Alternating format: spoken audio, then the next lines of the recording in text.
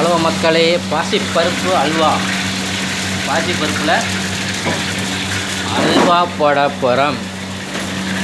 Okay, இப்போ கம்மங்கூழ் பிடிச்சிக்கிட்டு இருக்கோம். கம்மங்கூழ்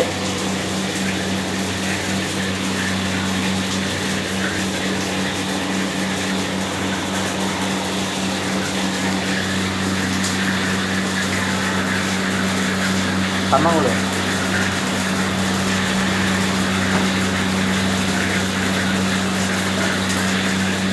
இப்போ வந்து பாசி பருப்பில் அல்வா போட போகிறோம். அல்வா இது பேர் என்ன? இல்லை, என்னமோ சூடம் மாதிரி தானே சொல்லுவாங்க. கற்பூர சூரமா என்னமோ, அதே மாதிரி தான் அது. இது வந்து ஏலக்காய் தூள் அரைச்சி வச்சது.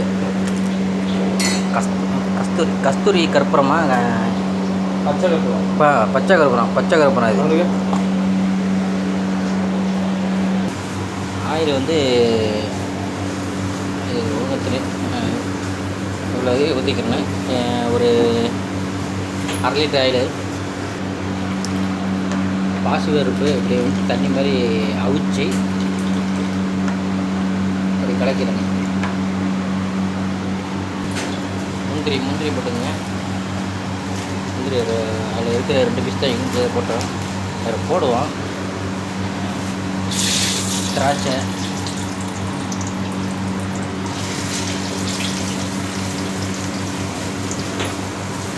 திராட்சை முந்திரி,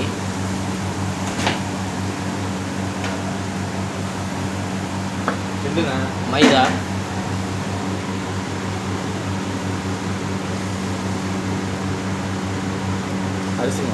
அரிசி மாவு,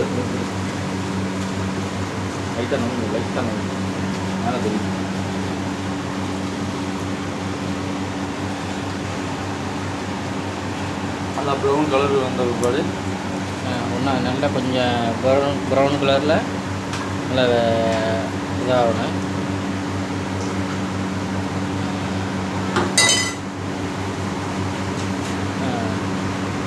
இப்போ வந்து வேக வச்ச பாசி பருப்பு என்ன அப்படியே ஊற்றிடுங்க. கிண்டிக்கிட்டே இருக்கேன்.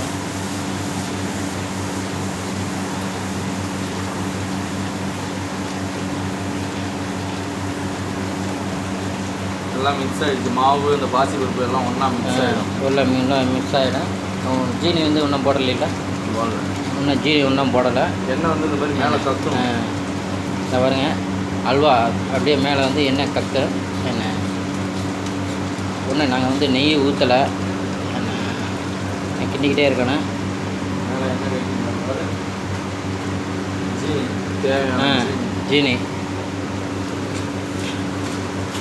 ஜீனி வந்து போட்டுங்க.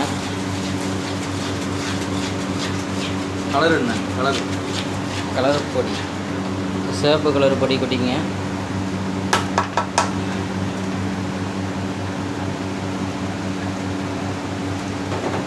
பாசிப்பருப்பில் வந்து அல்வா.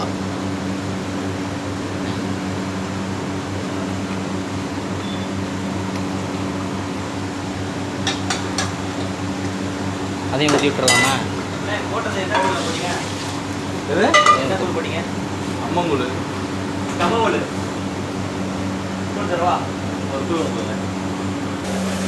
கம்மங்கூழ் ரெடியா மக்களே. அல்வா ரெடி ஆகிருச்சு. வேறு என்னப்பா போடணும்? அவ்வளோதானே.